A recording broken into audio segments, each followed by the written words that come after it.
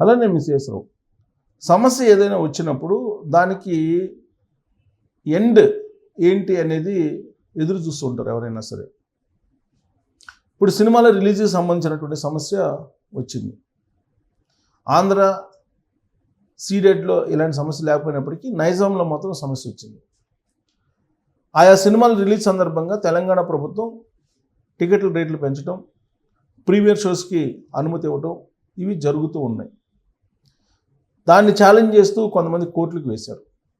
ఆ సందర్భంగా కోర్టు టికెట్లు పెంచడానికి లేదు, ధరలు ప్రీమియర్ షోస్ వేయడానికి లేదని చెప్పింది. హైకోర్టే చెప్పింది. మరి ఆ హైకోర్టు ఇచ్చినటువంటి తీర్పుని ప్రభుత్వం అమలు చేయాలి. కానీ తెలంగాణ రాష్ట్ర హోంశాఖ మనశంకర వరప్రసాద్కి ప్రీమియర్ షోస్కి అనుమతి ఇచ్చింది, టికెట్లు పెంచుకునేదానికి కూడా అవకాశం ఇచ్చింది. దానికంటే ముందు రిలీజ్ అయినటువంటి రాజాసాబ్కి పర్మిషన్ ఇవ్వాల. పర్మిషన్ కోర్టు ఆదేశానుసారం టికెట్లు పెంచుకునేదానికి అవకాశం లేదు, ప్రీమియర్ షోస్ కూడా వేసుకునేదానికి అవకాశం లేదు. చాలా డిస్టర్బెన్స్ మధ్య రాజాసాబ్ రిలీజ్ అయింది. చాలా అంటే చాలా డిస్టర్బెన్స్ మధ్య అసలు రిలీజ్ అవుతుందా లేదా అనేటువంటి సందేహం కూడా ఫ్యాన్స్లో ఉండేది. సరే ఎట్టగలిగి రిలీజ్ అయింది, ఇది డిజాస్టర్ అయిపోయింది. అయితే మనశంకర్ వరప్రసాద్ మాత్రం చాలా వ్యూహాత్మకంగా ఢిల్లీ హైకోర్టుకు వెళ్ళి ఢిల్లీ హైకోర్టులో పిటిషన్ వేశారు. ప్రీమియర్ షోస్కి కానీ లేదంటే రేట్లు పెంచుకునే దానికి కానీ అనుమతి ఇవ్వమని చెప్పి. సో అక్కడ ఢిల్లీ హైకోర్టులో ఈయన క్లియర్ కట్గా పర్మిషన్ తీసుకొచ్చుకొని యథాతథంగా అనుకున్న విధంగా అనుకున్న డేట్కి ప్రీమియర్ షోస్ టికెట్లు పెంచుకునేటువంటి వెసులుబాటుని కల్పించుకున్నారు. సో దాంతో మిగతా సినిమాలకు కూడా క్లియర్ అయింది. కాకపోతే రవితేజ నటించినటువంటి భర్త మహాశైలకు విజ్ఞప్తి కానీ లేదా అనగనగా ఒక రాజు సినిమా నవీన్ పోల్శెట్టి కానీ లేదా నాని నడుమ మురారి శర్వానంద్ కానీ వీళ్ళెవ్వరూ కూడా టికెట్లు పెంచమని చెప్పి అభ్యర్థించలేదు ప్రభుత్వాన్ని. అలాగే ప్రీమియర్ షోస్కి అభ్యర్థించలేదు. ఒకవేళ ప్రీమియర్ షోస్కి పర్మిషన్ ఇచ్చినా ఒక రవితేజకి మాత్రమే థియేటర్కల్ రన్ ఉంటుంది తప్పితే మిగతా 2 సినిమాలకు కూడా లో బడ్జెట్ సినిమాలకి వాటికి ఉండే అవకాశం లేదు. అయితే రవితేజ సినిమా కూడా భర్త మహాశైలకు విజ్ఞప్తి కూడా సినిమా టికెట్స్ని పెంచేటువంటి ఆలోచన కానీ అలాంటి విజ్ఞప్తి కానీ ప్రభుత్వం దగ్గరికి తీసుకెళ్ళలేదు. కానీ శంకర వరప్రసాద్ మాత్రం పర్మిషన్ ఢిల్లీ హైకోర్టు నుంచి తీసుకొచ్చుకున్నారు, టికెట్లు పెంచుకున్నారు, అలాగే ప్రీమియర్ షోస్ రన్ చేసుకున్నారు.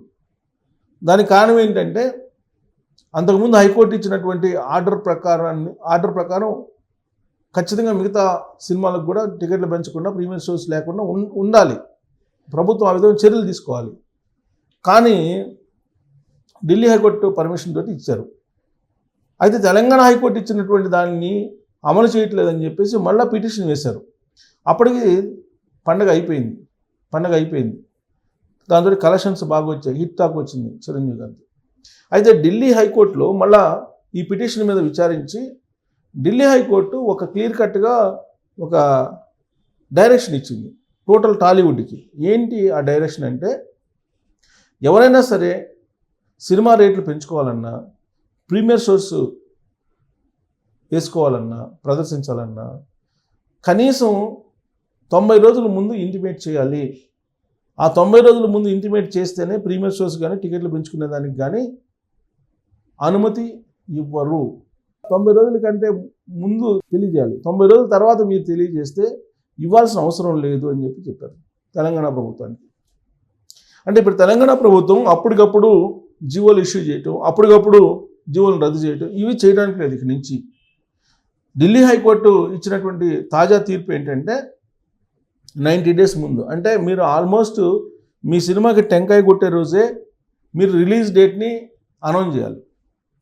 ఆ రిలీజ్ డేట్ని చెప్పి అప్పుడు ప్రభుత్వానికి మీరు కనుక అప్లికేషన్ పెట్టుకుంటే, దరఖాస్తు చేసుకుంటే అప్పుడు మీకు టికెట్ల రేట్లు పెంచుకునే దానికి కానీ ప్రీమియర్ షోస్కి కానీ అనుమతి ఉంటుంది. లేదు అంటే అనుమతించాల్సిన అవసరం లేదని చెప్పి ఢిల్లీ హైకోర్టు క్లియర్ కట్గా చెప్పింది. అయితే ఇది సాధ్యమా అనే దాని మీద ఇప్పుడు టాలీవుడ్లో పెద్ద ఎత్తున చర్చ జరుగుతుంది. ఎందుకంటే మిగతా రాష్ట్రాల్లో లేని విధంగా తెలుగు రాష్ట్రాల్లో సినిమా ధరలను పెంచేస్తున్నారు, ప్రీమియర్ షోస్కి పర్మిషన్ ఇచ్చేస్తున్నారు. ఆ కారణం చేత అపశృతులు దొర్లుతూ ఉన్నాయి. పుష్ప 2 సినిమా సందర్భంగా మనకి క్రాస్ రోడ్స్లో ఏం జరిగిందో తెలుసు. తొక్కిసలాట జరిగింది. ఆ సందర్భంగా కేసు అయింది. అల్లు అర్జున్ జైలుకి వెళ్ళాల్సి వచ్చింది. ప్రభుత్వం రియాక్ట్ కావాల్సి వచ్చింది. అసెంబ్లీలో దాని గురించి మాట్లాడాల్సి వచ్చింది. ఇంత రచ్చ జరిగిన తర్వాత ఇక నుంచి ప్రీమియర్ షోస్ లేవు, టికెట్ల ధర పెంచవు అని చెప్పి తెలంగాణ ప్రభుత్వం చెప్పింది. కానీ ఆ తర్వాత వచ్చినటువంటి హరిహర వీరమల్లుకి కానీ లేదా బాలయ్య సినిమాకి కానీ టికెట్ రేట్లు పెంచేలాగా ఉత్తర్వులు జారీ చేసింది.